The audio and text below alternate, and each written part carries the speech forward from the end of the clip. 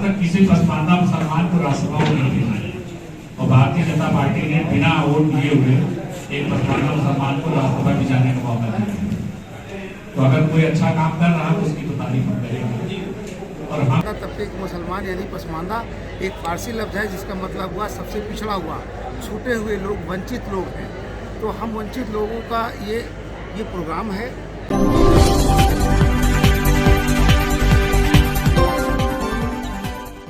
Subscribe कीजिए हमारे मंसूरी समाज चैनल को और बेल आइकॉन कहोगे हिंदू हो या मुसलमान, पिछड़ा पिछड़ा एक समान, पिछड़ा पिछड़ा एक समान, पिछड़ा पिछड़ा एक समान, हिंदू हो या मुसलमान। जब से प्रधानमंत्री नरेंद्र मोदी ने पसमानदा लफ्ज़ का इस्तेमाल किया है, पसमानदा समाज की राजनीति करने वालों में जोश भर दिया है और वह रोज़ाना कहीं ना कहीं प्रोग्राम कर या अपने को पसमानदा मुस्लिम का हितैषी बताने पर जुट गए हैं। भाजपा से जुड़े लोग पसमानदा मुस्लिमों के प्रोग्राम कर रहे हैं, जिसमें उप मुख्यमंत्री समेत मंत्रीगण शामिल हो रहे हैं। पसमानदा मुस्लिमों की राजनीति करने वाले आपस में ही ज़बरदस्त कंपटीशन हो गया है। बिहार में पसमानदा मुस्लिम महासंगठन चला रहे अली अनवर अंसारी के उत्तर प्रदेश के करीबी अंसारी नेताओं ने ऑल इंडिया मुस्लिम महाज के नाम से एक अलग संगठन बना लिया है, जिसका राष्ट्रीय अध्यक्ष मुख्तार अंसारी को बनाया गया है, जबकि उनके प्रदेश अध्यक्ष वसीम राइन बने हैं। अली अनवर अंसारी के करीबी वकार अंसारी, कलाम अंसारी आदि भी इस संगठन से जुड़ गए हैं। अली अनवर अंसारी के खिलाफ मोर्चा खोल चुके हैं। इसी संगठन ने आज लखनऊ में एक प्रेस कॉन्फ्रेंस की। क्या कहा इनके नेताओं ने, आप भी सुने।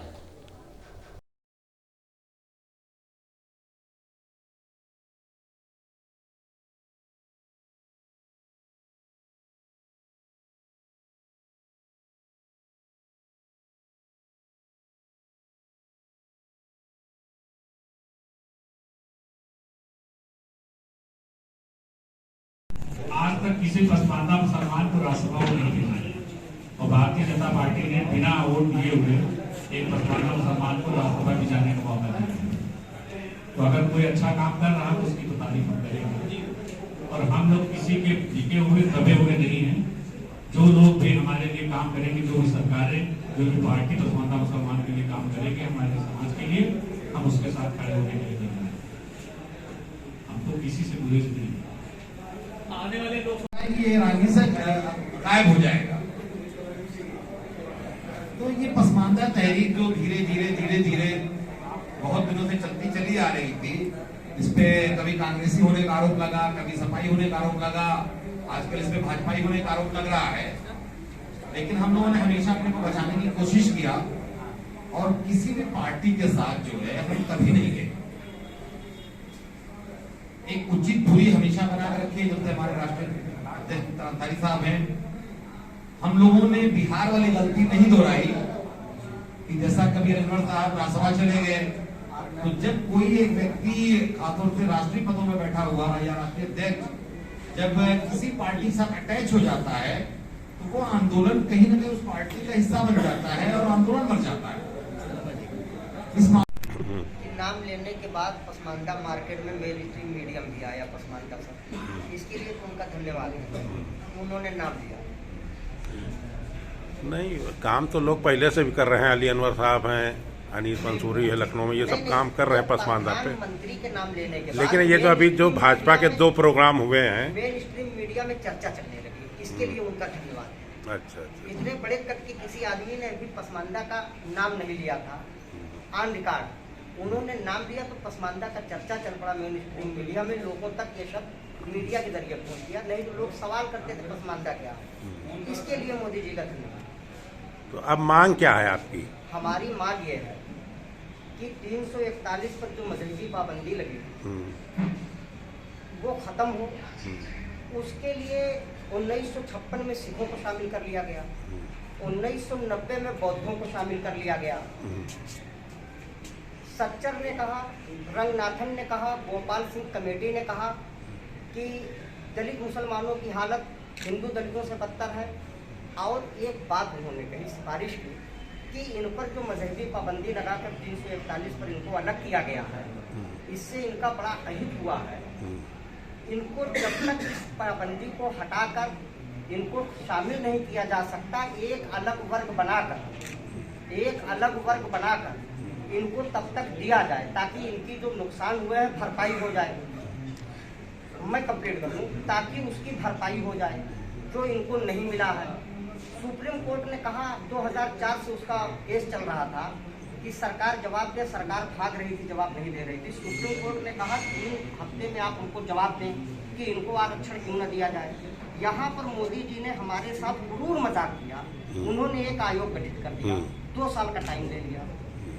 ये क्रूर मजाक है हमारे साथ। एक तो मोदी की तारीफ भी कर रहे हैं, इसलिए कर रहे हैं, धन्यवाद इसलिए दे रहे हैं कि उन्होंने नाम लेकर इसको मेन स्ट्रीम मीडिया में ले आए। लेकिन ये क्रूर मजाक उसके साथ कर दिया कि आप सुप्रीम कोर्ट में जवाब देने की जगह आपने 2 साल और उनको बढ़ा दिया। आयोग उन्होंने इसलिए बनाया कि वो रिपोर्ट के क्या हमको शामिल किया जा सकता है, जबकि हमारे साथ सच्चर, रंगनाथन मिश्रा, गोपाल सिंह कमेटी की रिपोर्ट है कि हमारा बहुत अहित हुआ, जब तक नहीं शामिल किया जा सकता अलग से कोई वर्ग बनाकर अति पिछड़ा, अत्यधिक पिछड़ा बना के इनको दिया जाए। हम तो ये कहते हैं, जबकि सिखों के लिए, बौद्धों के लिए किसी की सिफारिश नहीं थी शामिल किया जाए, हमारे लिए है, फिर भी आप आयोग बना रहे हो। आयोग तो इसके लिए बनना चाहिए था कि 72 सालों से जो हमारा अहित हुआ उसकी भरपाई कैसे किया जाए, आयोग इसकी रिपोर्ट दे। ये हमारी मांग है। मोदी जी ने ये क्रूर मजाक किया पसमानदा के साथ।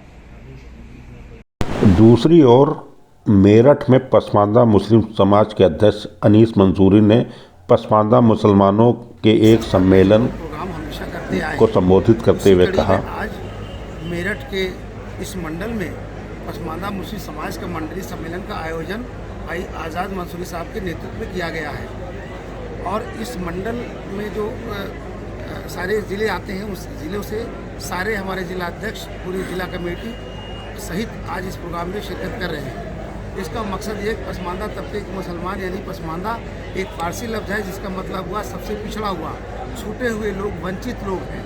तो हम वंचित लोगों का ये प्रोग्राम है और आज इस मंडल से एक ज़िले से लोग आकर के इसमें शिरकत कर रहे हैं और पसमानदा मुस्लिम समाज के इस सम्मेलन को कामयाब बना रहे हैं। इसका मकसद ये है कि हम पसमानदा लोग हमेशा आज़ादी सब तक अपने अधिकार से वंचित रहे हैं।